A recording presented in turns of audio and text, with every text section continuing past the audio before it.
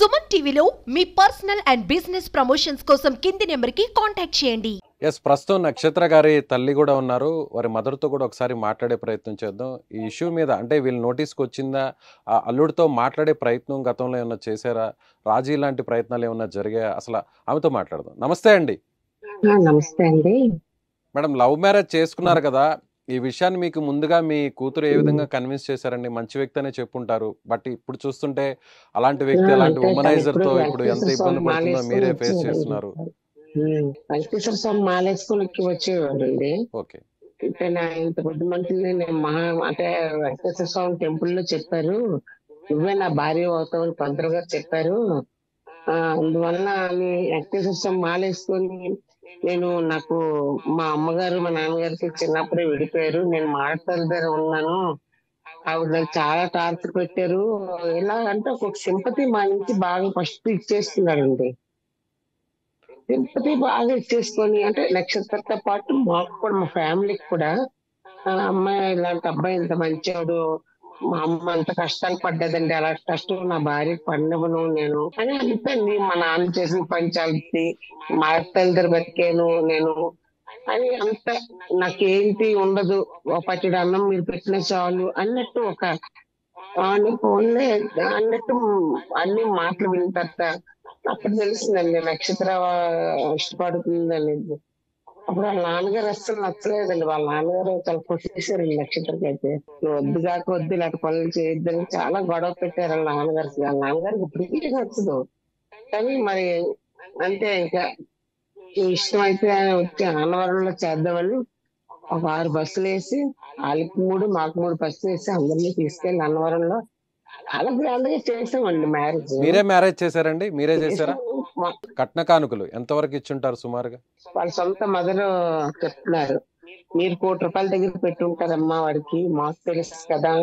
సొంత మదర్ కళావతి గారు ఆవిడ పేరు. వాళ్ళ ఇంట్లో వాళ్ళే. వాళ్ళ నాన్నగారు కూడా మా దగ్గర అప్పని తీసుకొని ఇప్పుడు వచ్చి డబ్బులు ఇవ్వలేదండి. ఏదో అవసరానికని 1,50,000 వరకు తీసుకున్నారండి, రూపాయి ఇవ్వలేదు.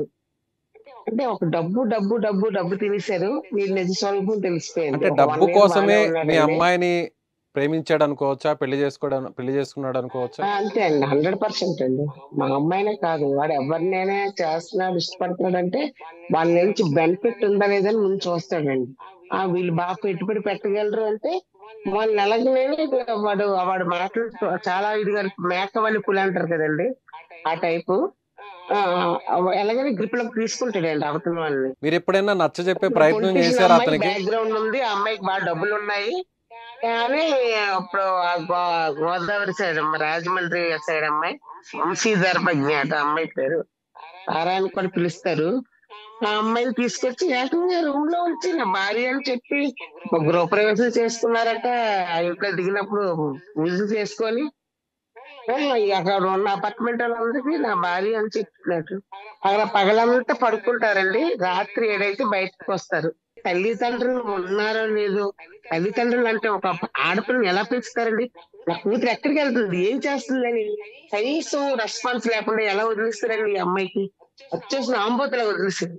అది ఆడదంట కదండి. మీరు ఎప్పుడన్నా పిలిచి మాట్లాడారా అండి? మీరు ఎప్పుడైనా వెంకట సాయిని పిలిచి మీరు ఎప్పుడైనా మాట్లాడారా? ఇది తప్పు, నా బిడ్డకి అన్యాయం చేస్తున్నారు, మనవరాలు ఉంది, మీకు కూతురు ఉంది, కుమార్తె ఉంది అనేటువంటి విషయాన్ని ఎప్పుడైనా చెప్పారా?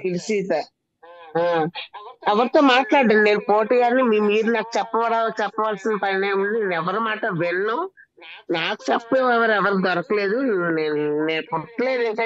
సో నక్షత్ర ఒకటే ప్రశ్నిస్తున్నారు, నాకు ఈ అన్యాయం జరగడానికి, నిజంగా నా భర్త ఈ విధంగా తయారవడానికి కోర్టులు తీసుకుంటున్నటువంటి నిర్ణయాలే, అడల్టరీని లీగల్ చేయడం వల్లే ఈ విధంగా నాలాగా చాలామంది బాధితులు ఇప్పుడు రోడ్డు మీద పడుతున్నారని చెప్పి ఆమె ఆవేదన వ్యక్తం చేస్తున్నారు. అలాగే నక్షత్ర తల్లి కూడా నిజంగా నా బిడ్డకు ఎంతో అన్యాయం చేశాడు, తనకు మనవరాళ్ళు ఉన్నప్పటికీ కూడా ఆ బిడ్డ భవిష్యత్తు ఏంటి అనేటువంటి విషయం ఇప్పుడు ప్రస్తుతం అందరికి కూడా ఆలోచింపజేసే విధంగా ఉందని ఆమె చెప్తున్నారు. అయితే ప్రస్తుతం నక్షత్ర లాంటి జరిగినటువంటి అన్యాయం మరొకరికి జరగకుండా ఖచ్చితంగా కోర్టులు కూడా నిర్ణయాన్ని మార్చుకోవాల్సినటువంటి అవసరం ఎంతైనా ఉంది. Thank you so much.